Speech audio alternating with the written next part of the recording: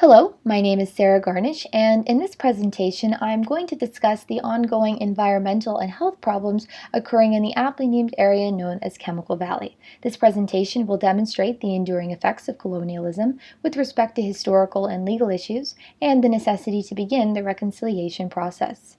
Situated in Sarnia, Ontario, Chemical Valley is home to 63 petrochemical facilities encircling the Aamjiwnayn First Nation residents. The health impacts are glaring and have included miscarriages, asthma, high rates of cancer, polychlorinated biphenyl or PCBs, and mercury found in hair and blood samples, and the disproportionate births to females compared to males, known as an endocrine disruption, which has garnered considerable attention. The negative environmental conditions have caused Chemical Valley to be dubbed by the World Health Organization as a top Canadian hotspot for air pollution, and as the picture on the slide suggests, it is a very menacing site.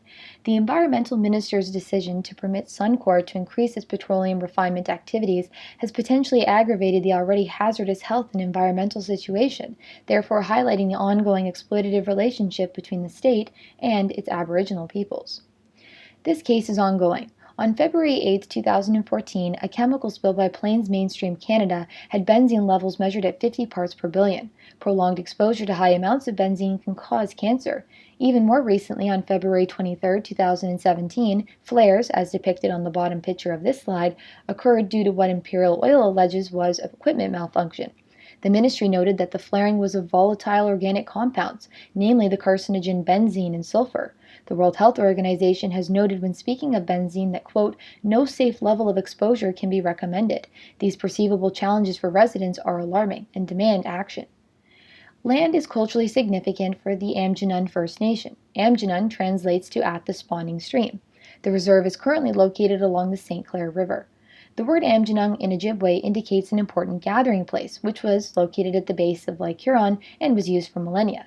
This communal nature cannot be ignored. It is embedded in the very name and history of the Aamjiwnayn First Nation. The Aamjiwnayn First Nation adhere to Anishinaabe law that maintains that individuals should be stewards of the land and must care and respect for it.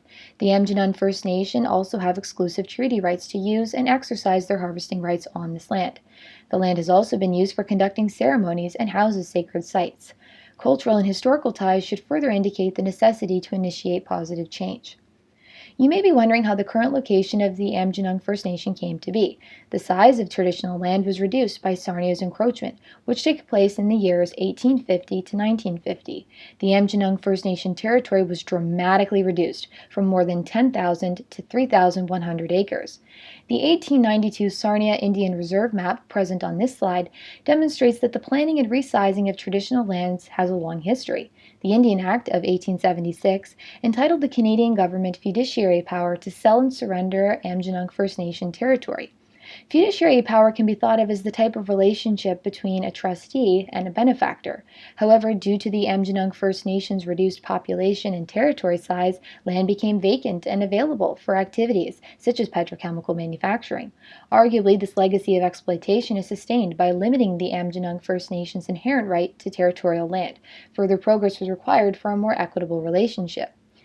Sovereignty is a key concept to highlight. It is easily forgotten that Indigenous peoples have a preceding occupational history in the land now known as Canada. In 1995, Aboriginal peoples' right to self-government was recognized in the Inherent Right Policy. However, the right to protect traditional lands has not been fully enjoyed by the Aamjiwnayn First Nation residents. Chemical Valley showcases the recurring effect of the Indian Act, where the Aamjiwnayn First Nations transitioned from being allies of the French and later the British to becoming what has been termed wards of the state. This means that there is a right to physically occupy the land, but there is little agency granted to the occupants. The status as wards of the state has been perpetuated through the federal and provincial government's control, which has had devastating health and environmental effects by failing to conduct a health survey. This is alarming considering that Sarnia is 25 kilometers away from the plants. The close vicinity and the relegation to unsafe and minimal land demonstrates the ongoing history of colonization, which should not be ignored if steps are to be made towards reconciliation. The legality of these issues have not gone unchallenged. In 2012, Ada Lockridge and Ron Plain, both members of the Amjanun First Nation, brought forth a legal claim against the Ministry of the Environment, precipitated by their decisions to allow Suncor to increase its petroleum refinement activities, as mentioned earlier.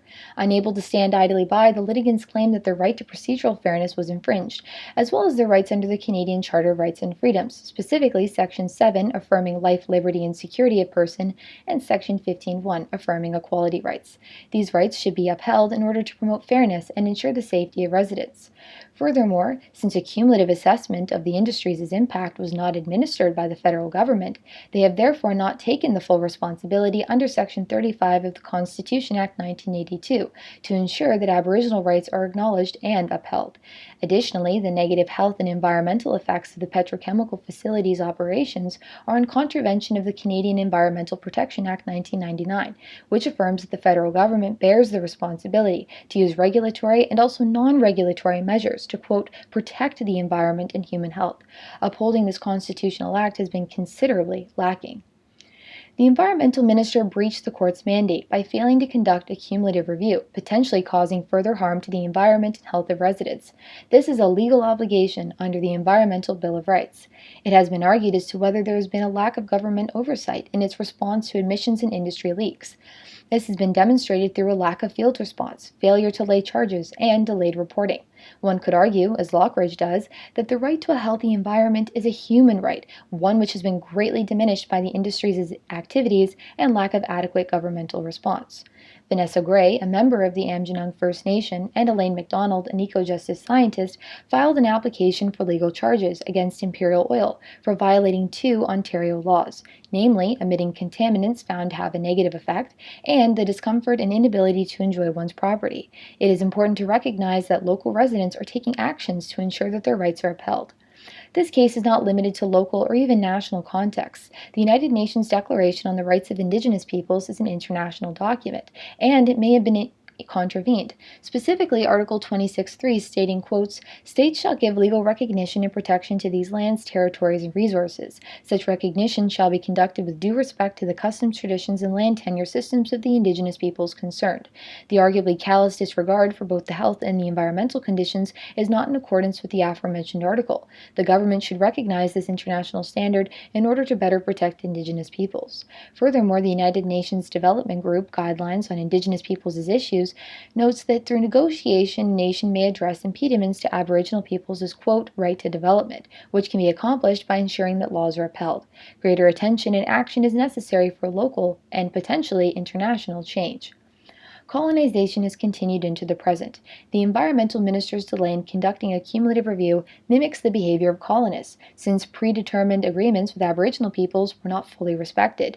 Similar to the doctrine of discovery, a principle affirming that by virtue of, quote, discovering the Aboriginal land, a European power would acquire sovereignty, thus leaving Aboriginal peoples with a right of occupancy, to reside but not to rule in the land. Chemical Valley residents have also not been granted sufficient agency over their own affairs.